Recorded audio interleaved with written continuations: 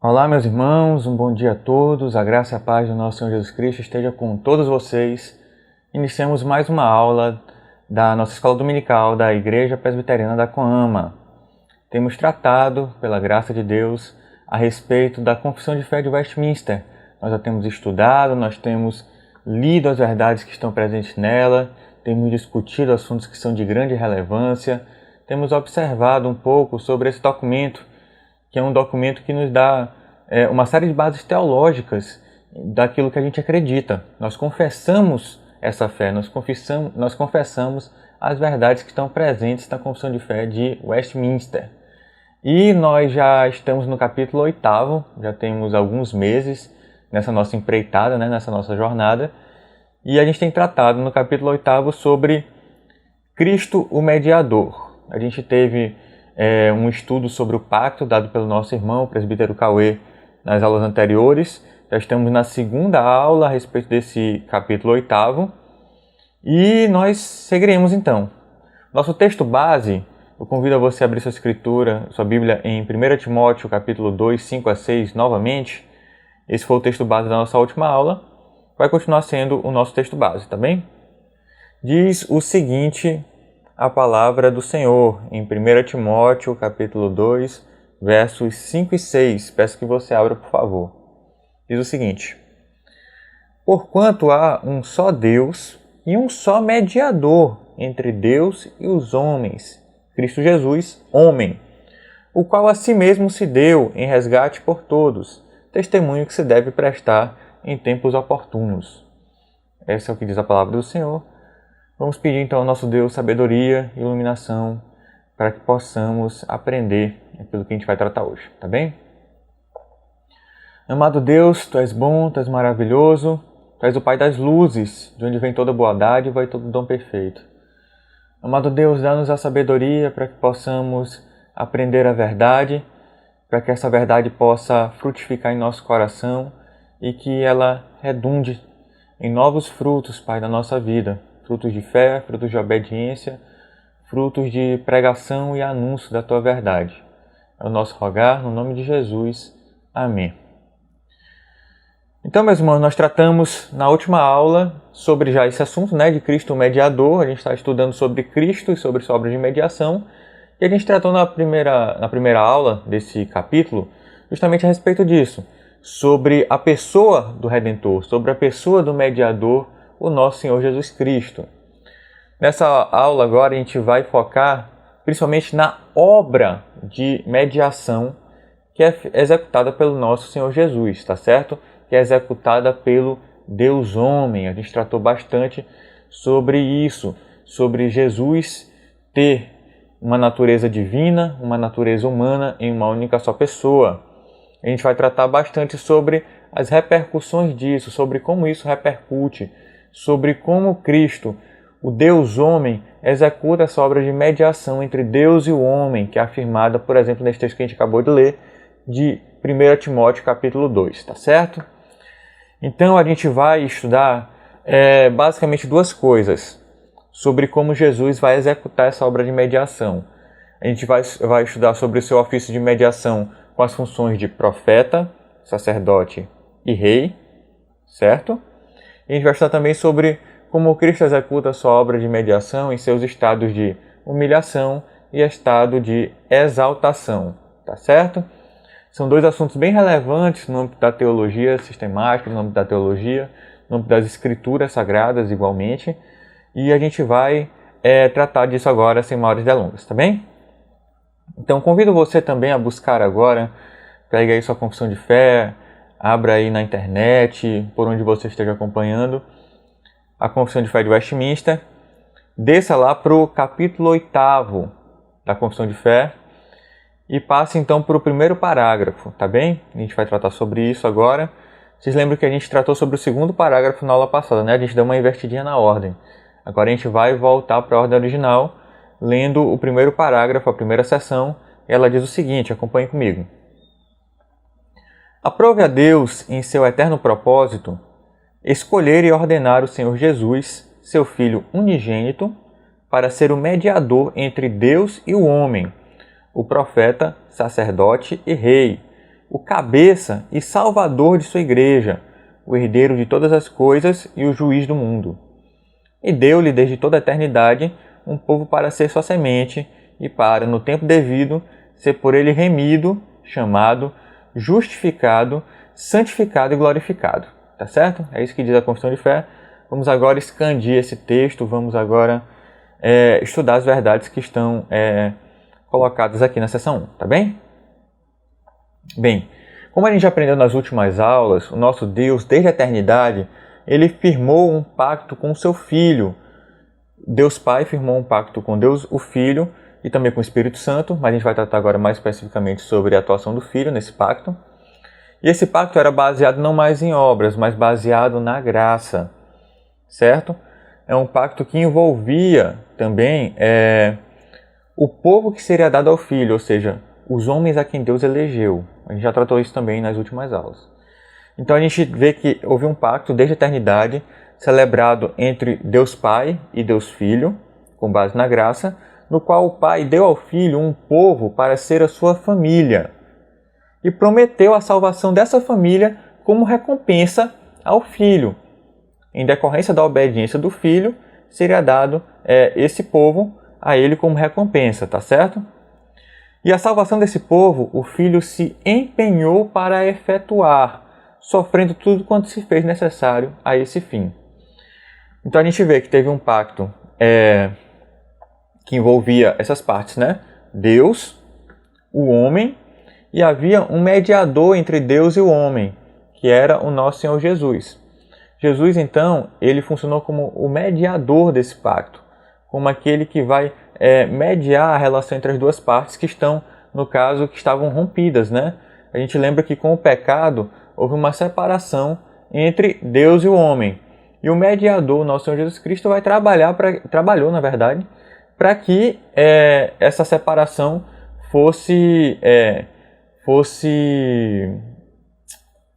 acabada, né? Não existisse mais essa separação entre aqueles a quem Deus escolheu, né? No caso, a humanidade que Deus elegeu para salvar, elegeu para si, e Deus. Essa separação em Cristo, ela foi encerrada. A gente vai ver como é que Jesus trabalhou para isso, tá bem? O primeiro ponto que a gente tem que considerar dessa seção 1 é o seguinte: o cabeça pactual da Igreja Redimida não é a palavra divina, não é o Verbo de Deus, aquele retratado em João 1:1, quando a gente considera em termos absolutos, ou seja, não é Deus o Filho antes da encarnação. Ele não é a cabeça redimida da igreja.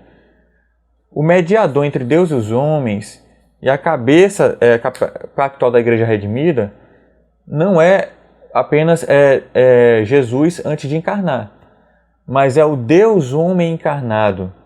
Não era apenas o Filho de Deus, melhor dizendo. É o Filho de Deus já com as suas duas naturezas, a natureza divina e a natureza humana. Ou seja, o nosso Senhor Jesus Cristo, que é o cabeça pactual da igreja, tá certo? O Salvador não é apenas o Verbo divino antes da encarnação. O Salvador é o Verbo divino que tomou para si também uma natureza humana, tendo agora naturezas divina e natureza também humana, tá certo? Ele é o mediador entre Deus e o homem. O mediador é o Deus homem, o nosso Senhor Jesus, tá certo? Espero que isso tenha ficado bem claro. E para começo de conversa, a gente tem que ter o seguinte em mente. O que é um mediador? Um mediador é aquela pessoa, aquele sujeito que intervém entre duas partes conflitantes ou entre mais partes conflitantes, buscando que eles alcancem reconciliação. Com o pecado, a humanidade foi separada de Deus. Há inimizade entre Deus e o homem. Eles não estavam conciliados, então era necessário que houvesse reconciliação. E para que houvesse a reconciliação, Deus houve por bem nos enviar um mediador, que é aquela pessoa que trabalha para que haja a reconciliação, tá certo? Só que Cristo, ele é mais do que um mediador em algumas das concepções normais da palavra. Por exemplo, muitas vezes um mediador é uma pessoa que, por exemplo, A está brigado com B e A envia esse mediador para conversar com B, para tentar fazer com que ele perdoe a B, certo? Para tentar, na base da conversa, na base da argumentação, convencer que haja uma reconciliação. Ou às vezes é uma pessoa que não está nem interessada na história, chega, conhece o problema e vai tentar argumentar com os dois. Olha, vamos contemporizar isso, vamos passar por cima disso e tal. Isso são exemplos de mediador na acepção que a gente usa na palavra. No próprio âmbito do processo judicial, a gente vai ter um mediador, né? Que é a pessoa que busca que as pessoas que estão em conflito superem os seus problemas e voltem para a sua relação anterior, tá certo? Só que a mediação que Jesus Cristo exerce, eu quero que você tenha isso por bem claro, ela é uma mediação diferente. Ela é muito mais completa, ela é muito mais perfeita, ela é muito mais sacrificial do que um mero mediador nesses termos que a gente falou antes. Sabe por quê? Porque existe um envolvimento pessoal do mediador aqui. Jesus Cristo não apenas conversa com as partes, não apenas dialoga com elas. Jesus Cristo, ele faz o seguinte: existe uma separação entre Deus e o homem. E para que o homem se reconcilie com Deus, o homem deveria cumprir uma série de requisitos. Jesus Cristo não apenas tenta convencer o homem a cumpri-los, até porque o homem não poderia fazê-lo por si mesmo. Jesus Cristo, como Deus e homem, ele mesmo cumpre todos os requisitos necessários para que essa mediação, para que essa reconciliação ocorra. Entenderam? Ele faz tudo o que é necessário para alcançar a paz entre Deus e o homem. E é interessante que a gente perceba que só Cristo poderia fazer isso. Não existe, como a gente vai ver agora no decorrer dessa aula, não existe um outro homem, uma outra pessoa que possa fazer o que Cristo fez por nós. Não existe outra pessoa que possa fazer essa obra de mediação de maneira adequada. Não. Era necessário que o mediador fosse Deus e fosse homem. Ele fosse capaz de fazer aquilo que somente Deus e somente o homem poderia fazer nessa situação. Tá certo? E mais do que isso, o mediador, Jesus Cristo, ele também vai atuar junto a Deus e junto ao homem. Ele não apenas cumpre o que é necessário que um Deus homem faça, mas ele também vai atuar junto às partes que estão envolvidas nessa mediação. Ele vai atuar junto a Deus e junto ao homem. Vocês querem ver? No tocante a Deus, era necessário que o mediador, primeiro, aplacasse o justo desprazer de Deus em relação ao homem. Quando houve o pecado, o homem desobedeceu a Deus. E como decorrência de sua desobediência, o homem precisava ser punido. Então era necessário que alguém aplacasse a santa ira de Deus em razão do pecado. Então Jesus Cristo fez isso, ele aplacou a ira de Deus. Era necessário, portanto, que o mediador, que aquele que fosse interceder pelo homem, ele fizesse a expiação da culpa do pecado, ele fizesse a purificação daquilo que foi manchado pelo pecado. E também era necessário que ele apresentasse súplicas em favor do homem junto a Deus. Isso Jesus Cristo também faz. E também era necessário que o mediador introduzisse as pessoas e serviços a quem ele representava, a fim de que fossem aceitos pelo Pai. Ou seja, nós só podemos hoje chegar a Deus, só podemos adorar a Deus livremente, porque nós temos um mediador que nos tornou aceitáveis, que nos tornou propícios a Deus, tá certo? Era necessário também, para o aplacar da ira de Deus, que fosse feito um sacrifício de valor inestimável, de um valor tremendo, porque só isso poderia preencher os requisitos de santidade, os requisitos de justiça que são exigidos por Deus. E nenhum homem, nós todos pecadores, poderíamos fazer isso. Nós não poderíamos fazer isso. Muito menos fazer isso em prol de toda a humanidade. Só quem pôde fazer isso, oferecer esse sacrifício de valor tremendo, de valor inestimável, foi o nosso Senhor Jesus, nosso representante divino humano, tá certo? Em relação ao homem, nessa obra de mediação, era também necessário que o mediador fizesse o seguinte: que ele revelasse aos homens a verdade concernente a Deus e as relações com ele, ou seja, que ele comunicasse aos homens a verdade de Deus, e também como é que o homem poderia se relacionar com ele, como é que o que o homem deveria fazer para que o homem fosse aceitável a Deus, para que sua pessoa, para que as obras da mão dos homens fossem aceitável a Deus. Então, Cristo fez isso, ele revelou a verdade aos homens. Era necessário também que o mediador persuadisse os homens e os capacitasse a receber e obedecer à verdade então revelada. E por fim, era necessário que o mediador dirigisse e sustentasse os homens e os protegesse de todas as influências externas a que estão sujeitos, para que o homem fosse livre do pecado verdadeiramente. Então, o mediador ele precisava fazer uma verdadeira transformação no homem, para que o homem fosse capaz de aceitar a verdade. O homem que estava cego, que estava nulo em seus delitos e pecados, precisava ser realmente transformado.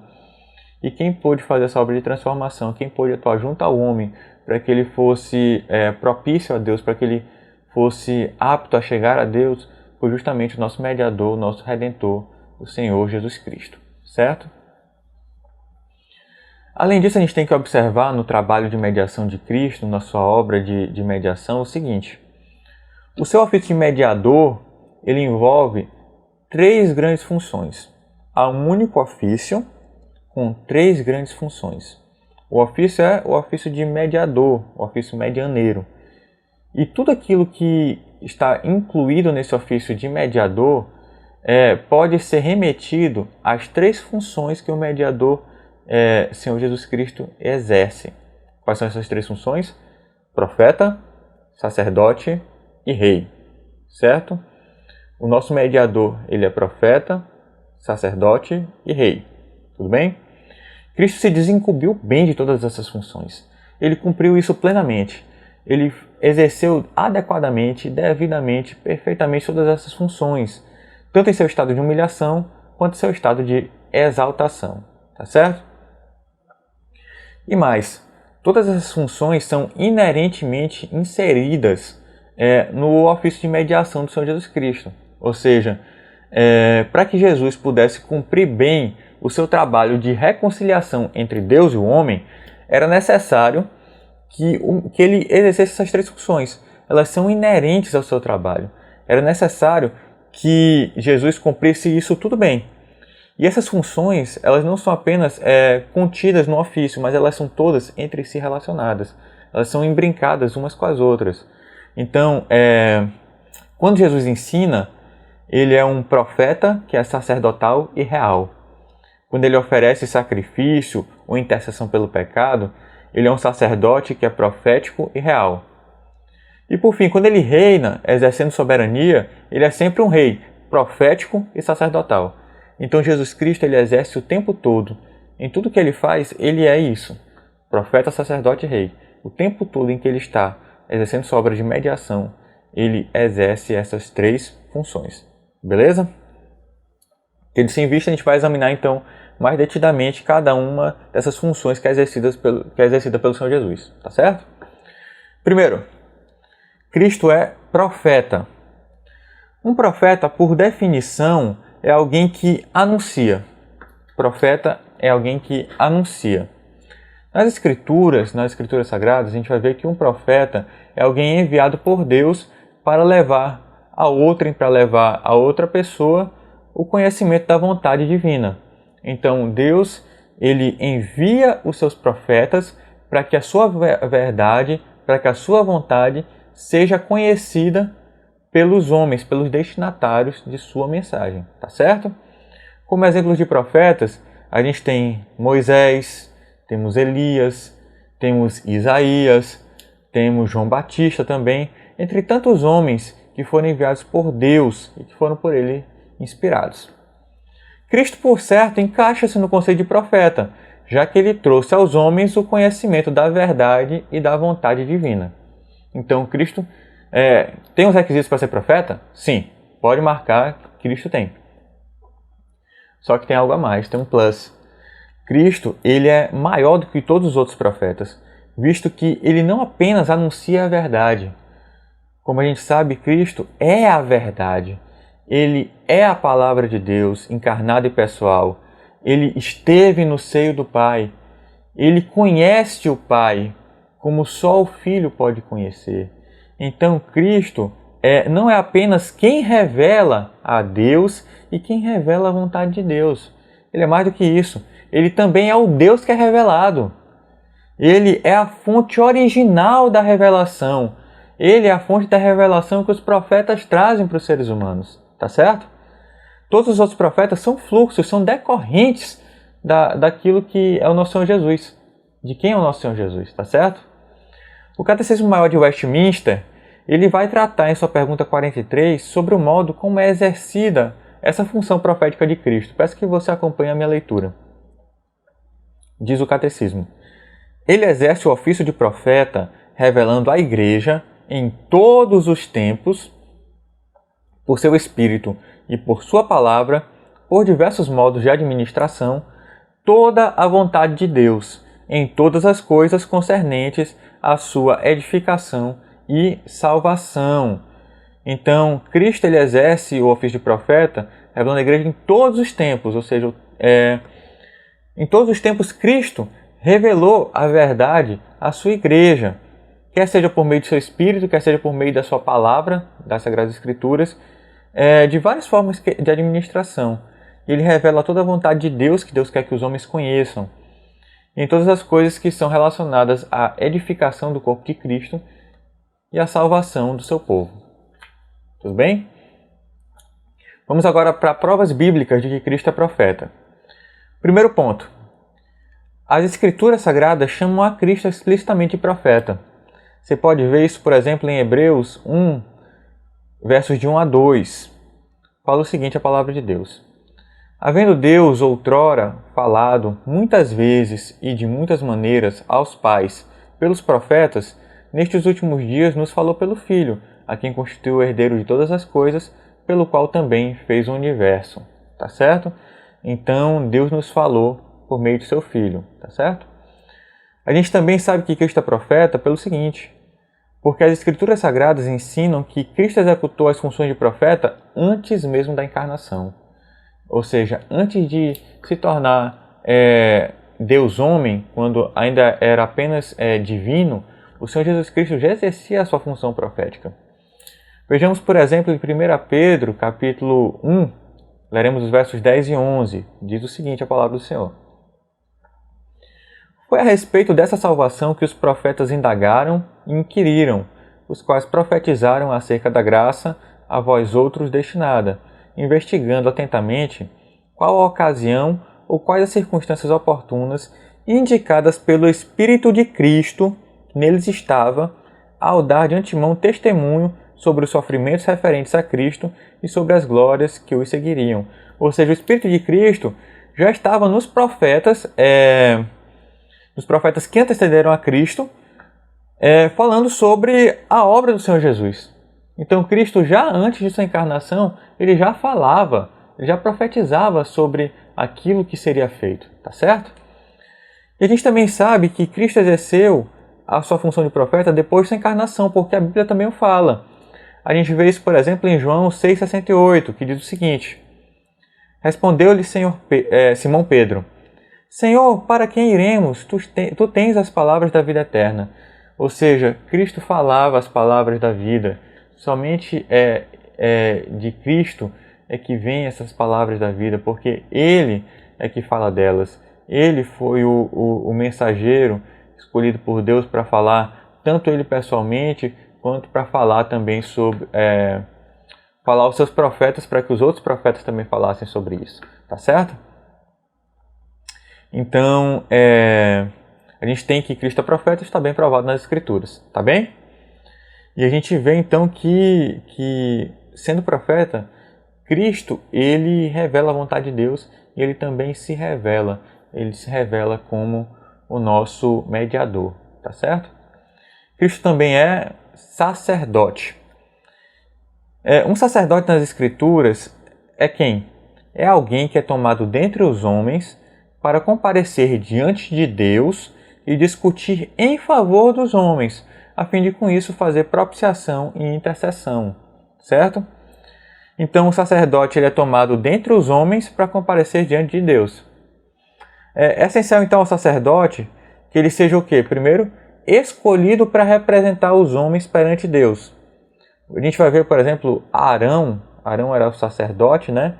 E quando ele comparecia perante o Senhor, ele portava nos seus trajes sacerdotais um peitoral.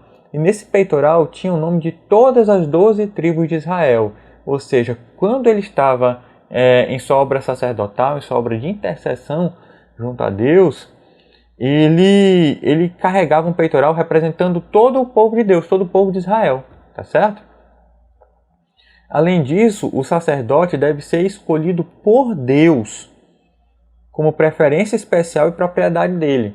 Ou seja, não é, por exemplo, o sacerdote não pode ser eleito pelos homens. Os homens não podem escolher quem é que vai representá-los.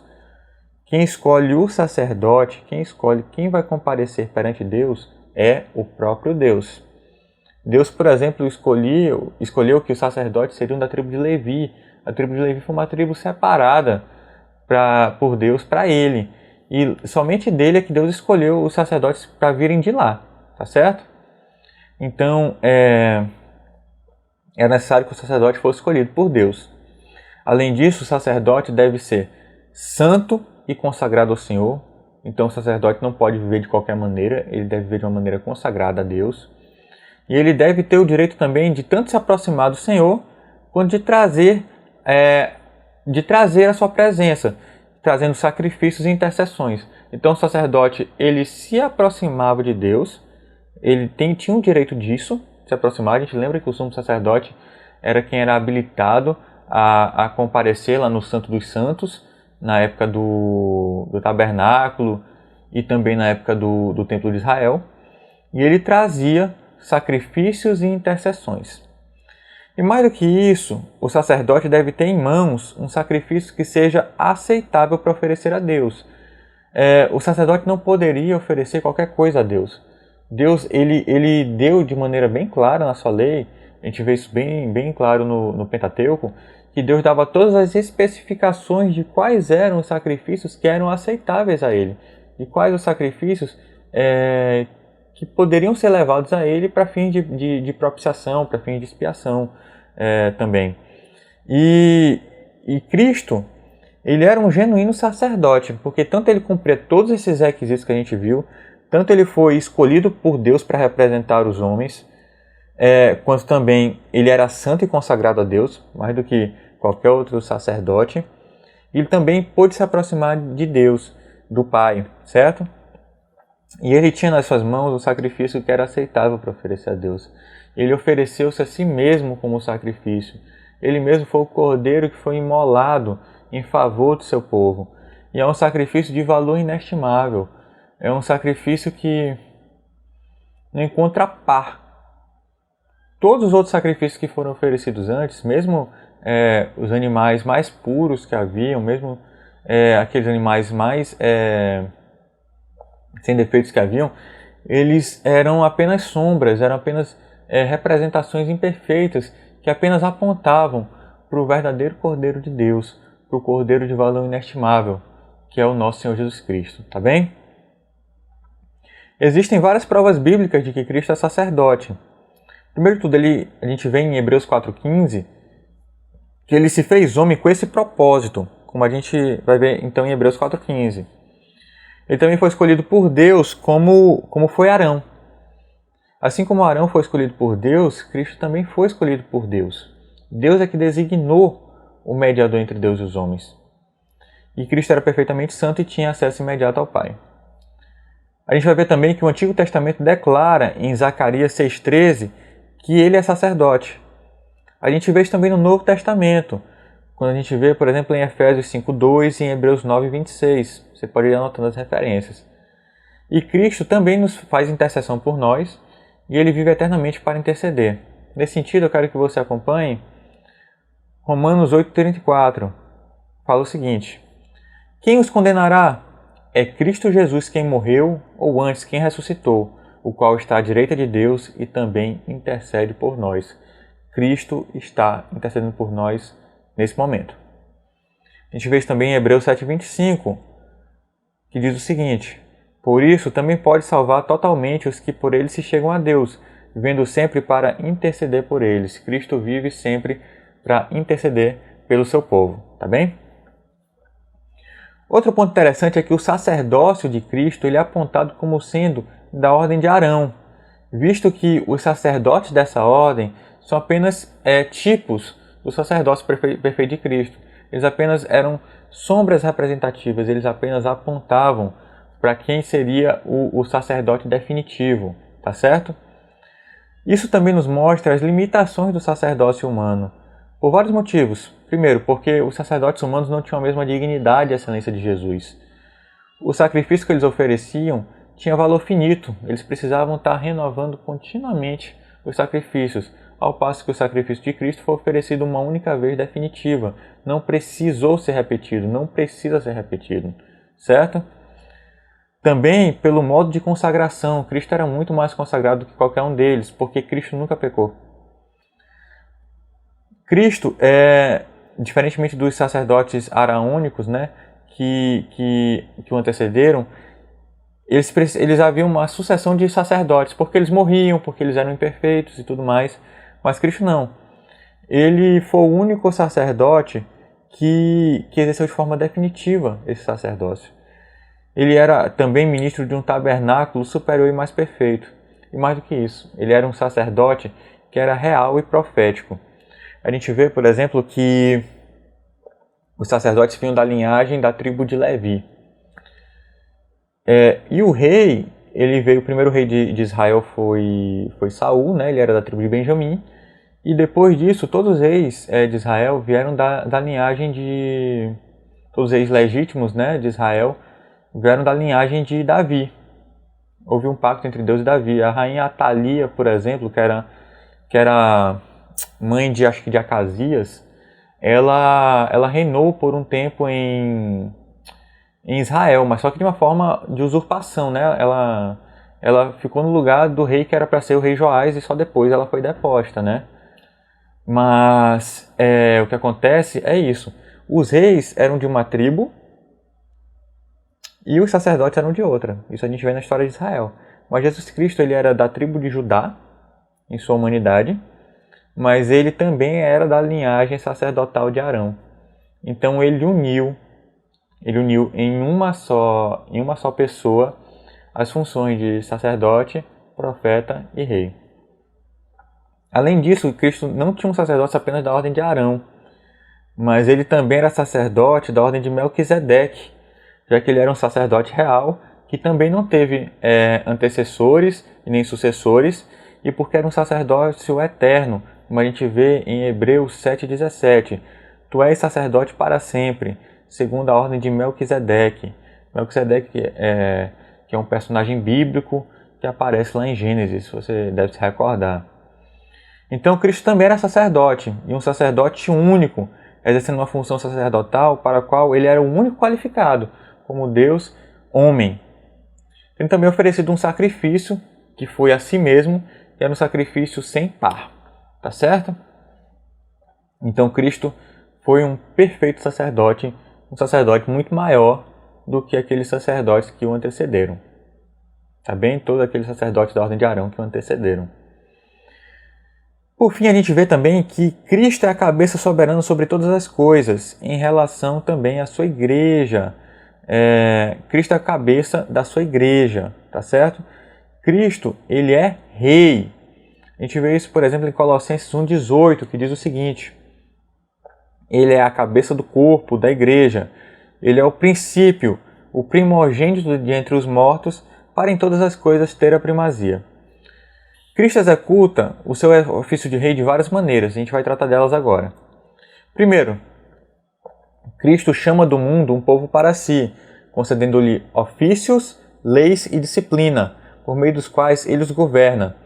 Então Cristo tem um reino, ele reina sobre um reino organizado, ele reina sobre os seus súditos, certo? Cristo é rei assim. Ele também é rei concedendo graça salvífica aos seus eleitos, galardoando a sua obediência, corrigindo-os por seus pecados, e preservando-os e sustentando-os em todas as suas tentações e sofrimentos. Então, o reino de Cristo é um reino de justiça, é um reino de santidade, um reino de busca por agradar a Deus, tá certo? Cristo também é rei, restringindo e vencendo sobre todos os seus inimigos, bem como poderosamente ordenando todas as coisas para a sua própria glória e para o bem do seu povo. Cristo faz todas as coisas para a sua própria glória, para a glória de Deus e para o bem do seu povo. Cristo está sempre trabalhando para o bem do seu povo. Tudo que acontece, a gente sabe que acontece para o nosso bem, ainda que a gente não consiga compreender. Cristo também é rei, tomando vingança contra o restante da humanidade, contra o restante dos seres existentes que não conhece a Deus e que não obedece à lei de Deus, que não obedece ao Evangelho, tá certo? E aqui é importante destacar que esse senhorio de Cristo, quando ele atua como Redentor divino humano, é diferente do seu senhorio que é inerente à deidade. Ou seja, Cristo já tinha um senhorio antes de encarnar, antes de executar a sua obra de redenção, só que o seu senhorio pós-encarnação, pós a sua obra de redenção, ele é um senhorio diferente. Por quê? Primeiro, porque ele foi dado pelo Pai como recompensa por sua obediência e sofrimento. Você quer ver isso? Vejamos, por exemplo, em Filipenses capítulo 2, versos de 5 a 11. Diz o seguinte, a palavra de Deus. Tende em vós o mesmo sentimento que houve também em Cristo Jesus, pois ele, subsistindo em forma de Deus, não julgou como usurpação ser igual a Deus. Antes, a si mesmo se esvaziou, assumindo a forma de servo, tornando-se em semelhança de homens. E reconhecido em figura humana, a si mesmo se humilhou, tornando-se obediente até a morte e morte de cruz. Pelo que também Deus o exaltou sobremaneira e lhe deu o nome que está acima de todo nome, para que ao nome de Jesus se dobre todo o joelho, nos céus, na terra e debaixo da terra, e toda língua confesse que Jesus Cristo é Senhor, para a glória de Deus Pai.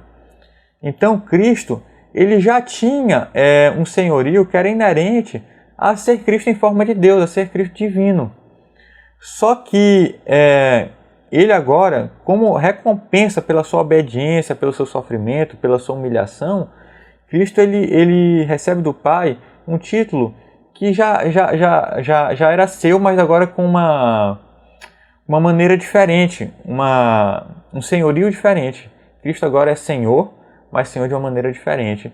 Um Senhor que agora conquistou isso pela sua obra como Redentor divino humano, tá certo? E esse senhorio de Cristo também é distinto pelo seguinte, porque ele tem uma finalidade especial de edificação e para a glorificação também de sua igreja redimida. E por fim, porque a autoridade e dignidade aqui tratadas não pertencem à deidade de forma abstrata, como a gente viu. Aquele senhorio que pertence à dignidade de forma abstrata é um senhorio diferente do que é o senhorio pertencente a Cristo como Deus homem, tá bom? É um senhorio diferenciado pela finalidade, pela razão da obtenção desse senhorio e porque também foi concedido pelo Pai a Cristo Jesus, tá certo? E esse senhorio também ressalta o aspecto real do nosso Senhor Jesus Cristo, tá bem? Então, dessa forma, Cristo, como mediador, tem se revelado como cabeça e salvador da sua igreja, sendo um soberano administrador e aquele que dispõe de todas as coisas em todos os mundos, sendo também o juiz que vai julgar homens e anjos. Se a gente fosse lembrar bem, um juiz, um rei, ele tinha funções judicantes na época do Antigo Testamento, na época dos antigos reinos, né? O rei era quase como que a última instância recursal, né? Depois que você tinha o veredito dos juízes, às vezes você tinha até juízes de segundo grau. A gente vê, por exemplo, que creio que foi Josafá que instituiu tribunais lá em Israel, mas quem dava a última palavra nesses casos sobre aquilo que concernia ao rei era o próprio rei, certo? Então, Cristo, quando ele vai julgar os homens e os anjos, ele também está exercendo uma função judicial que é típica de ser rei, certo? É uma função real. A função judicante aqui também é uma função real. Ela está abrangida no âmbito de atribuições, no núcleo de atribuições do rei, tá certo? E Cristo, então, ele também é um rei cósmico.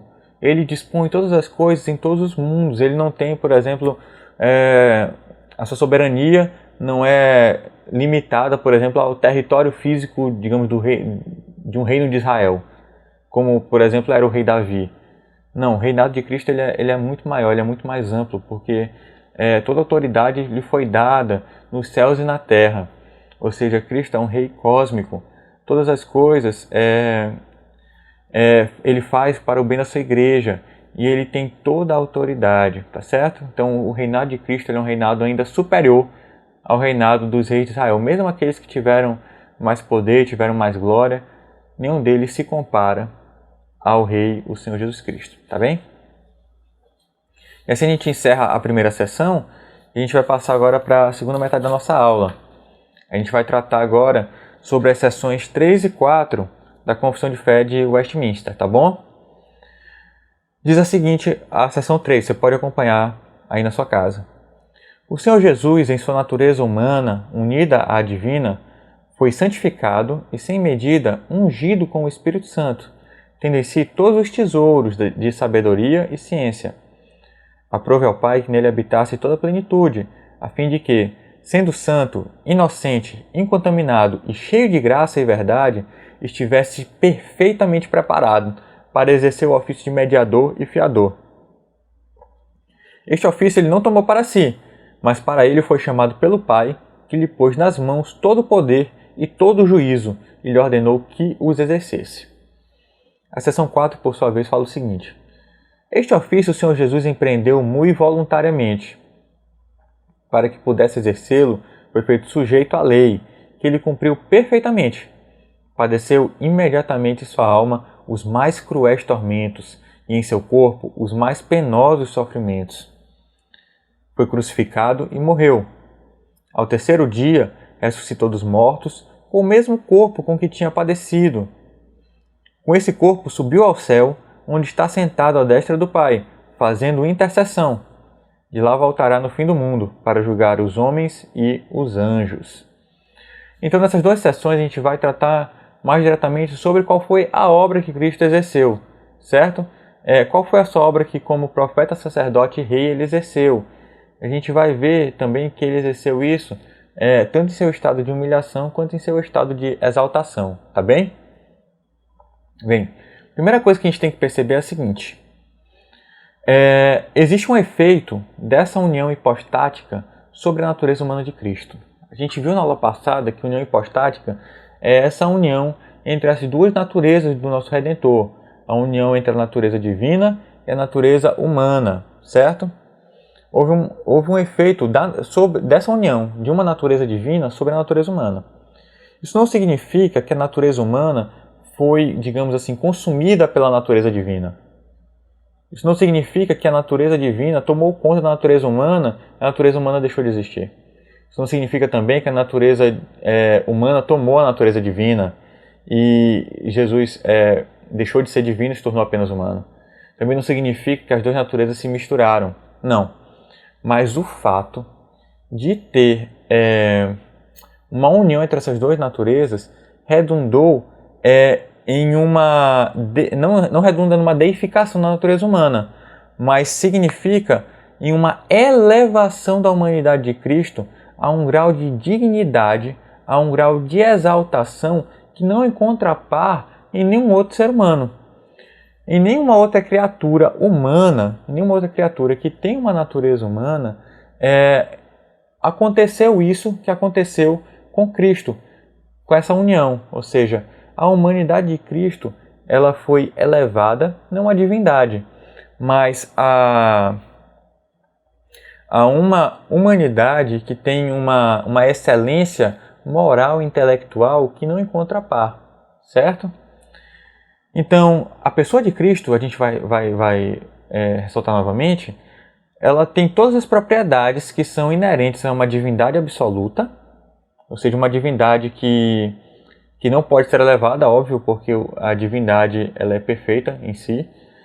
E ele também tem todas as propriedades, não só dessa divindade absoluta, mas também de uma humanidade que é todo perfeita e incomparavelmente exaltada, certo? A humanidade de Cristo foi uma humanidade perfeita e ela foi exaltada de uma maneira que não encontra paralelo, sendo Cristo, então, perfeitamente preparado para exercer esse ofício de mediador entre Deus e o homem e de fiador.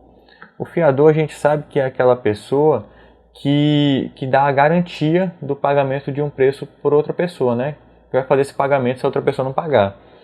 Então, como a gente não cumpriu adequadamente as exigências do pacto de obras, Cristo foi lá e como nosso fiador foi e pagou em nosso lugar, tá certo? Então, Cristo foi, como Deus homem, ele era perfeitamente habilitado para cumprir essas funções de mediação e de concessão de fiança, tá certo?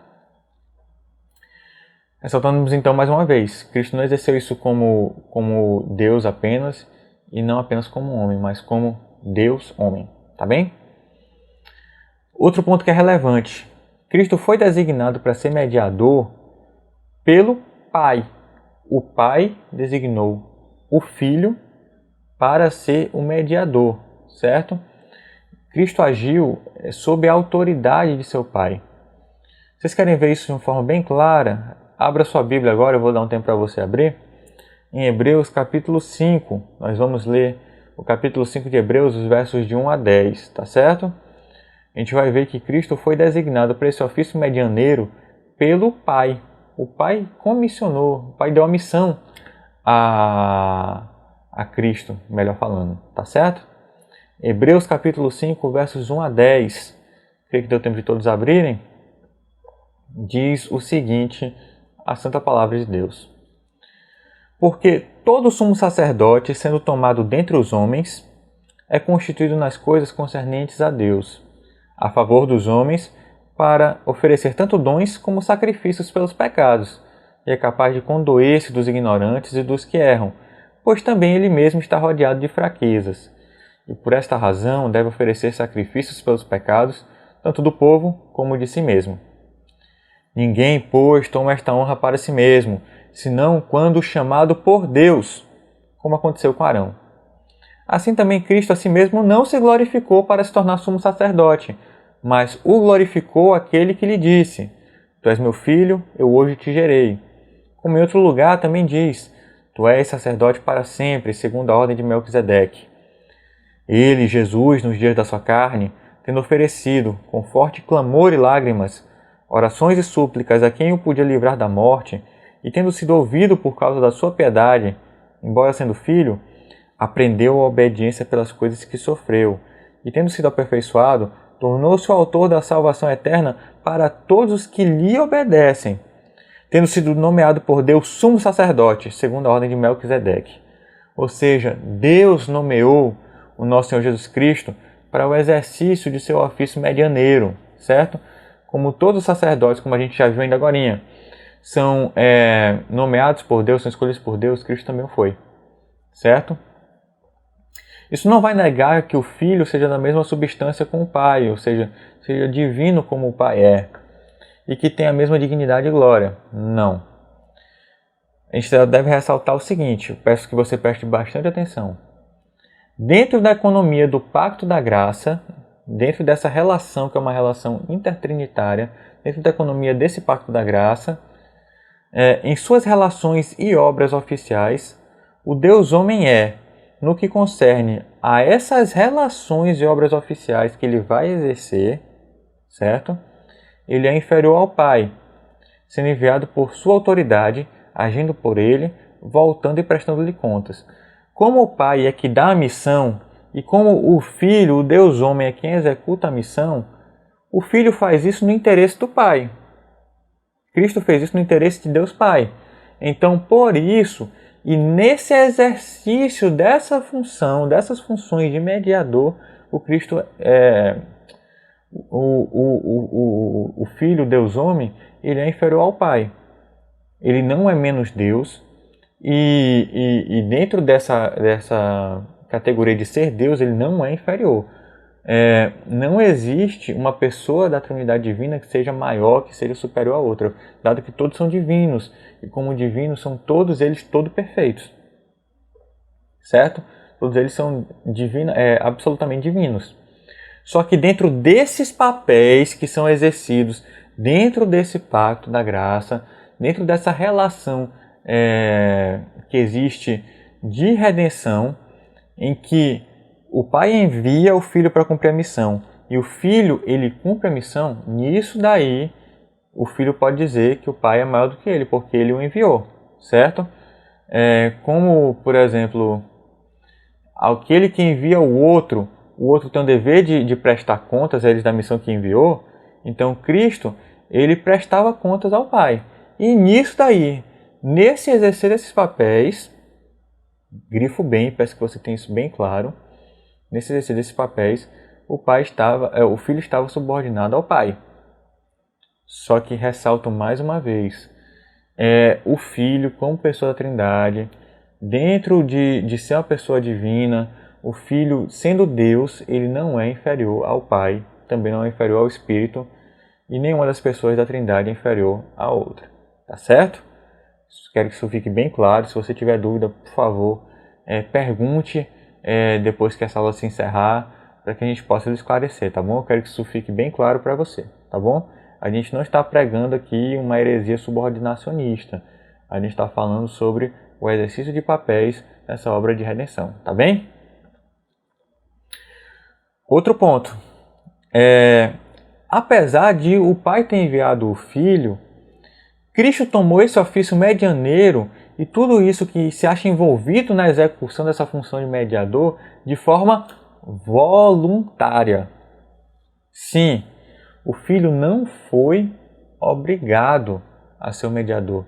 Ele se entregou pelo seu povo porque ele quis também. Ele foi enviado, mas ele também quis ir.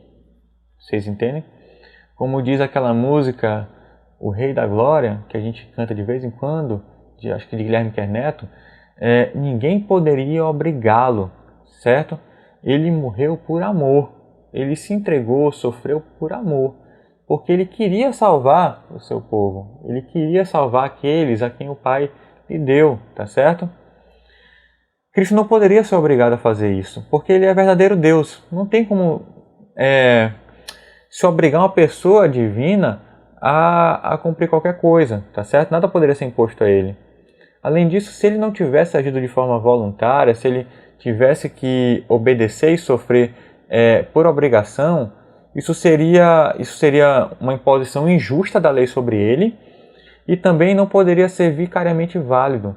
O vicário, aquele que exerce essa obra substitutiva, ele deveria agir de maneira voluntária, para que isso pudesse ser validamente aplicado sobre o povo a quem ele estava substituindo no exercício, no cumprimento da lei, tá bem?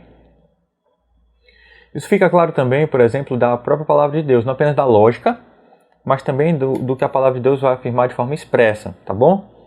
A gente vê, por exemplo, em Efésios 2, que a gente acabou de ler, que Cristo a si mesmo se esvaziou. Cristo quis se esvaziar, ele quis se anular, tá certo?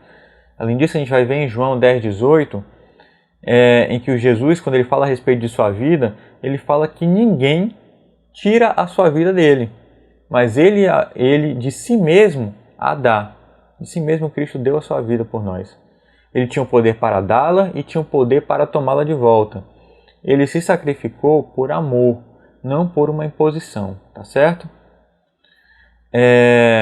Então, tendo isso por bem delineado, a gente vai passar agora para o exercício das funções medianeiras de Cristo em seus estados de humilhação e de exaltação, tá certo?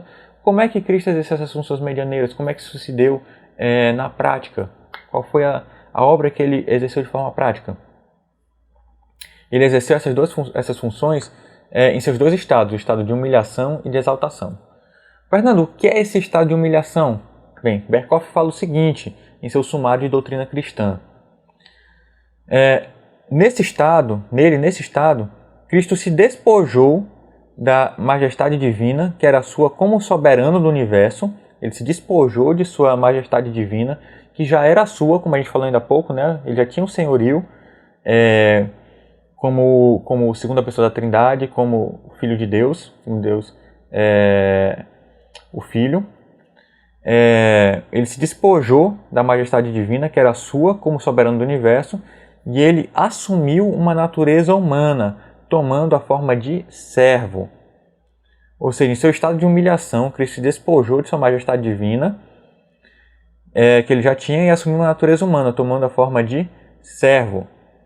O Supremo Legislador se sujeitou aos requerimentos e à maldição da lei. Ou seja, ele que era soberano, que era majestoso, que tinha majestade, assumiu uma forma que era oposta, que era a forma de servo. Você vê, por exemplo, Cristo sendo chamado de servo, por exemplo, lá em Isaías 53, entre outras passagens, né? Cristo, ele era o servo. Ele assumiu essa função de servo para que, em seu estado de humilhação, ele agisse em prol do seu povo, tá certo? Então, como é que Cristo exerceu essas funções de mediador em seu estado de humilhação? Primeiro, ele o fez, em seu estado de humilhação, em ser nascido, em nascer, e nascendo em condição humilde. A assunção de uma limitada natureza humana não pode acrescentar, por certo, nada à divindade. Um ser divino não se torna mais poderoso, não se torna maior, não se torna nada mais, porque ele assume uma natureza humana. Digamos assim, ele não vai ganhar nada em termos de divindade. Não foi acrescentado nada à divindade dele. Então Cristo, ele assumindo essa natureza limitada, ele se humilha. E foi um ato de grande condescendência do nosso Redentor, ao identificar-se conosco, ao identificar-se com o ser humano, tá certo? E ele ainda nasceu não como um rei. Ele não nasceu num palácio real. Você deve lembrar que Cristo nasceu de forma completamente humilde, numa manjedoura, né? Ele não teve nenhum hotel, digamos assim, onde ele nascesse. Então, Cristo, ele realmente se humilhou ao tomar uma natureza humana, ao tomar uma forma de servo e ao nascer em condição humilde, certo? Cristo também exerceu seu ofício de mediação em seu estado de humilhação ao se tornar sujeito à lei e ao prestar perfeita obediência à lei. Veja bem, a pessoa divina do Filho é detentora de todas as perfeições. Todas as perfeições residem na pessoa divina do Filho, já que ele é Deus, ele é todo perfeito, certo? Então, sendo todo perfeito e sendo a lei uma decorrência de sua própria natureza, ele era lei para si mesmo, ou seja, as suas perfeições são lei para si mesmo. Ele não precisava se submeter a outra lei, certo? Mas Cristo, ele fez o seguinte, ele, mesmo nada devendo à lei, ele sendo aquele que conformava a lei era a ele conformada, sendo decorrência da natureza divina, sendo a lei decorrência da natureza divina e sendo, portanto, conformada a Deus, Cristo fez o quê? Ele se conformou à lei ao assumir essa natureza humana, ao exercer sua função de servo, tá certo? Isso porque era necessário que no âmbito do Pacto da Graça, o mediador, no interesse não de si mesmo, mas no interesse, não no interesse de si mesmo, né? Mas no interesse da sua descendência eleita, no interesse daqueles a quem ele estava representando, ele assumisse as condições em que o pacto de obras, o pacto em que havia que cumprir essas obras, cumprir a obediência, ele assumiu essas condições no estado em que Adão tinha deixado, no estado em que Adão tinha rompido esse pacto, tá certo? Nos mesmos termos em que Adão não cumpriu, Cristo foi e cumpriu essas condições, certo? E no bojo daquele pacto, a desobediência causava punição, ao passo que a obediência redundava em uma bem-aventurança. Então, no pacto de obras, você deveria obedecer e era proibido de desobedecer, decorrência lógica. Se você obedecesse, você tinha bem-aventurança. Se você desobedecesse, você tinha um castigo, que era a morte, né? Então, foi necessário que Cristo prestasse essa obediência vicária, ou seja, uma obediência substitutiva. Ele tinha que se sujeitar à lei, ele tinha que se sujeitar ao pacto de obras, para que, obedecendo à lei, para que, cumprindo o pacto de obras, no lugar do seu povo, esse pacto fosse cumprido e o seu povo obtivesse os benefícios do cumprimento do pacto, certo? Então a gente vai falar aqui de obediência passiva e obediência ativa de Cristo. Esses são termos bem importantes no âmbito da teologia sistemática. O que foi a obediência passiva de Cristo? Significa que, pelo seu sofrimento, por ter sofrido, Cristo adquiriu a reconciliação por nós, certo? Cristo sofrendo a punição pelo pecado, Cristo morrendo, Cristo então, ele foi punido, ele sofreu a punição que era destinada a nós. Aquela punição que era decorrente do descumprir o pacto foi lançada sobre Cristo. E pela sua obediência a Cristo, ou seja, cumprindo Cristo perfeitamente os preceitos da lei, como Adão deveria ter feito desde o começo, fazendo isso, Cristo, ele adquiriu as bênçãos do pacto das obras. Ele adquiriu para nós uma eterna herança no reino dos céus, certo? A obediência passiva foram os sofrimentos de Cristo. Ele cumpriu a nossa punição. A obediência ativa é a obediência de Cristo, é o cumprimento perfeito da lei, é o cumprimento perfeito das condições do pacto das obras. E com isso, Cristo nos obteve para nós, obteve em nosso favor, obteve em favor dos seus eleitos, obteve em favor da sua família, de sua descendência, obteve uma herança perfeita. Ele obteve salvação, obteve todos os benefícios do pacto que o nosso pai Adão não conseguiu obter, tá certo? Então, Cristo, ele, em seu estado de humilhação, ele cumpriu sua função medianeira, sendo sujeito à lei, certo? Além disso, ele cumpriu em nosso favor, em seu estado de humilhação, as funções de mediador, suportando as misérias desta vida, a ira de Deus e a maldita morte de cruz. A carreira de Cristo foi então caracterizada por sofrimento e por obediência, tá certo? Seu sofrimento foi uma submissão voluntária à penalidade do pecado. Ele levou sobre si a descarga da santa ira de Deus, que era necessária para aplacar a justa ira de Deus, para que a justiça de Deus fosse cumprida, tá certo? Ele cumpriu também a sua obediência, ele desempenhou isso no lugar do seu povo, em favor do seu povo, tá certo? Então, Cristo suportou as misérias desta vida, sofreu em tudo que nós sofremos e ainda mais. Sofreu inclusive a vergonhosa, a humilhante, a ultrajante morte de cruz. Também em nosso favor, era a morte mais vergonhosa que poderia haver. Ele sofreu em nosso lugar. Ele sofreu tudo aquilo que deveria ser sofrido por nós. Toda aquela descarga poderosíssima da ira de Deus em nosso lugar. Tá certo? Além disso, Cristo cumpriu suas funções de mediador em seu estado de humilhação ao ser sepultado e continuar por algum tempo sob o poder da morte. Sim, enquanto o corpo de Jesus permaneceu no túmulo, permaneceu ali, sua alma permaneceu temporariamente separada do seu corpo, certo? Cristo ficou então, a alma de Cristo estava no mundo dos mortos, como a gente vê, por exemplo, lá no Credo Apostólico, né? Quando fala que Cristo desceu ao Hades, né? A volta do homem ao pó da terra é parte do castigo por seus pecados, e Cristo cumpriu isso. Está lá em Gênesis 3,19. Com a sua morte, Cristo entrou na mais profunda agonia e humilhação. Então, naquilo que poderia ser humilhado, Cristo foi humilhado. O estado de humilhação de Cristo foi uma humilhação sem igual, uma humilhação suprema. Ele suportou tudo que deveria ser suportado, toda aquela humilhação que é nossa, que deveria ser nossa, que era para ser nossa, Cristo sofreu em nosso lugar, certo? Então, a gente passa agora para o estado de exaltação. Também em seu estado de exaltação, Cristo cumpriu as funções de mediador em nosso lugar, certo? E o que é esse estado de exaltação?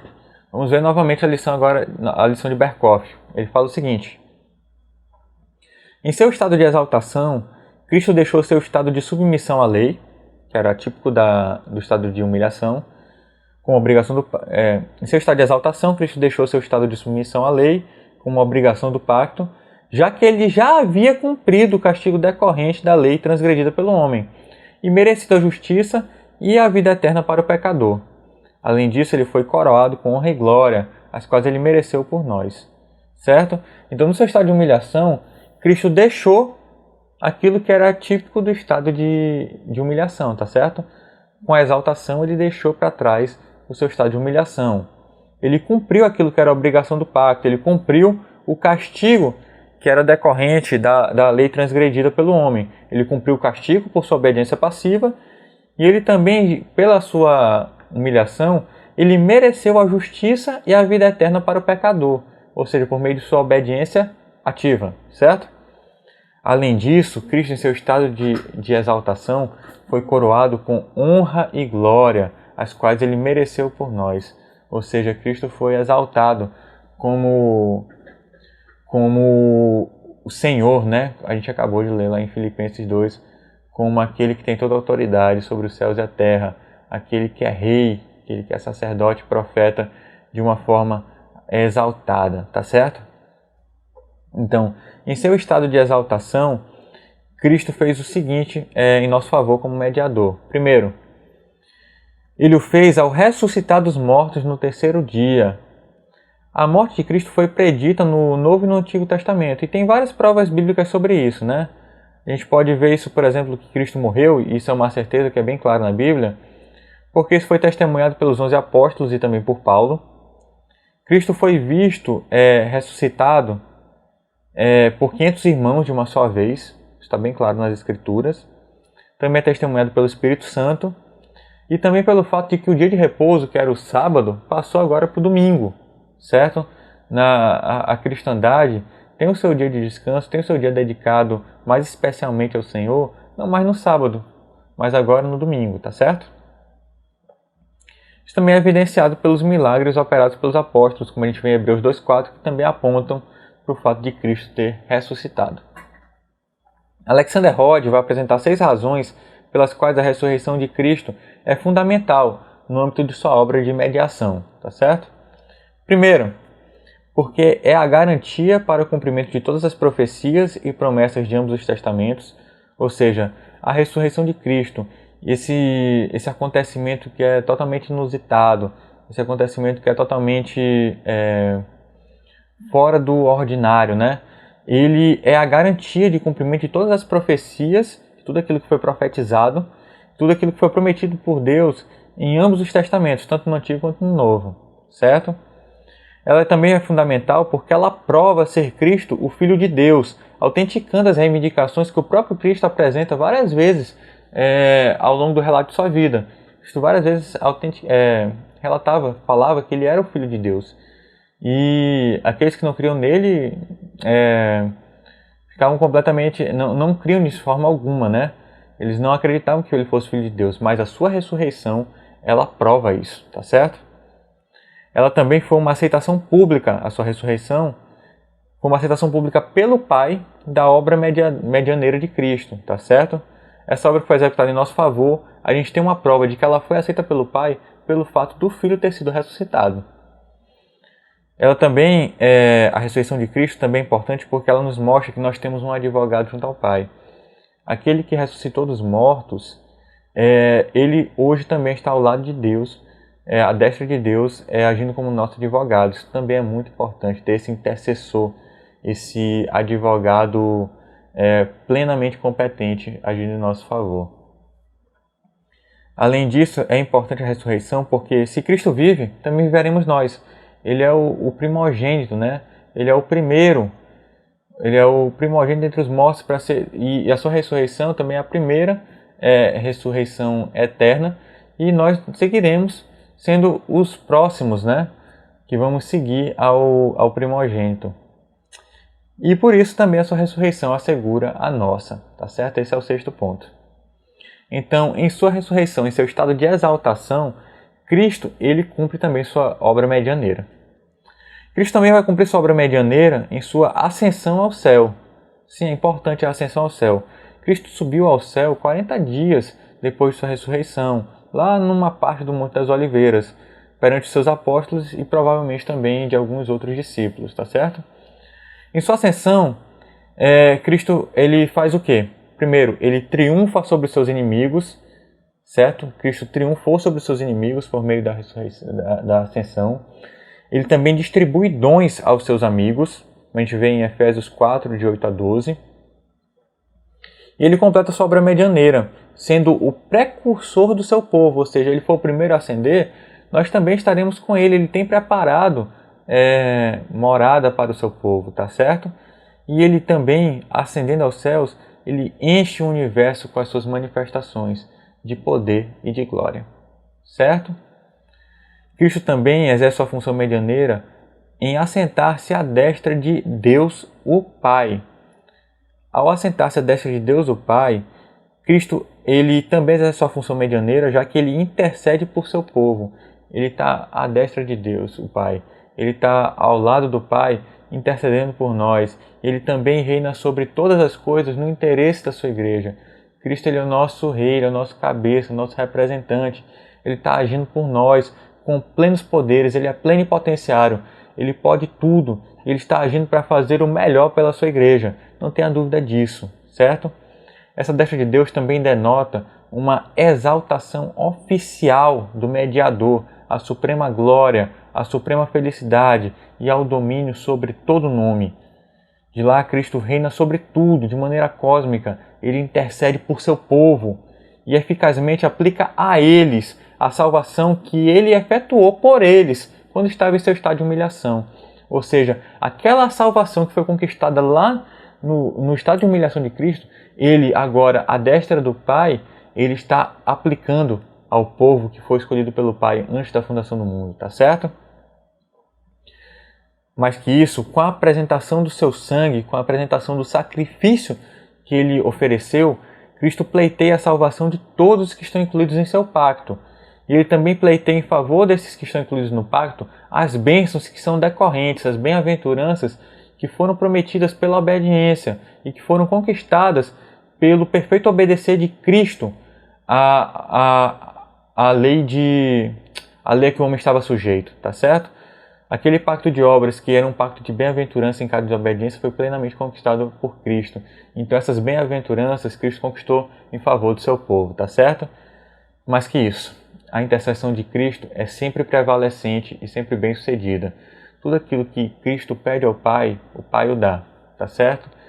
E assim, a vontade do Filho é a mesma vontade do Pai. Eles têm, mesmo sendo pessoas diferentes, eles têm objetivos em comum. Eles querem as mesmas coisas. Eles querem então aquilo pelo qual o Filho intercede é também a vontade de Deus. E sendo a vontade de Deus, aquilo pelo qual Cristo intercede é bem-sucedido, é prevalecente, tá bem?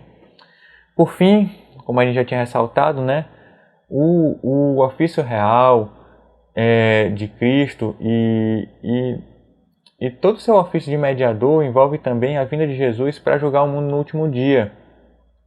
E esse é o último ponto. A sua vinda para julgar o mundo no último dia é também parte da obra medianeira, do exercício do ofício de mediador por Cristo, tá certo?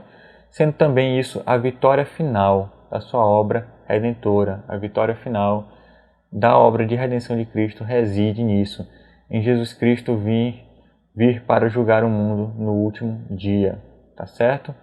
Então, meus irmãos, essa maravilhosa obra de Cristo, ela deve nos fazer meditar no tamanho do sacrifício que Cristo prestou por nós e não apenas isso, o tamanho dos benefícios que nos são prometidos. A gente não conseguiu cumprir, nós seres humanos não conseguimos nem conseguiríamos cumprir perfeitamente o pacto de obras. Só que nós temos um Redentor, nós temos um mediador que cumpriu perfeitamente por nós. Foi um ofício de mediação perfeito, um ofício de mediação belo, um ofício de mediação completo, um ofício de mediação sem igual. Somente o Deus homem poderia fazer isso por nós. Que o Senhor nos ajude a ter um coração maravilhado, um coração grato, um coração que, em face disso, em face da obediência do nosso Senhor Jesus Cristo, um coração que queira imitá-lo, um coração que queira também, em gratidão, não para conquistar a salvação, porque a gente não pode fazer isso, mas para agradecer ao nosso bom Deus, ao Deus que nos salva, para poder agradecer ao Deus Pai que nos enviou nosso Senhor Jesus Cristo, para poder agradecer ao nosso Senhor Jesus Cristo que se entregou por nós, e para poder agradecer ao Espírito Santo de Deus que aplica essa obra de Cristo a nós só devemos responder a isso com obediência. Porque Cristo já disse, né? Aquele que tem os meus mandamentos e os guarda, esse é o que me ama. Então que o Senhor nos ajude a nos maravilharmos com a sua obra e a respondermos a isso também em obediência e em amor, tá certo? Vamos orar, meus irmãos, para concluir a nossa aula de hoje? Bom Deus, que o nosso coração se encha de ternos afetos, Pai, pelo nosso Senhor Jesus, por Ti, ó Pai, pelo Teu Espírito Santo. Ó Deus, que possamos nos encher de afetos, nos encher de amores e nos encher de obediência.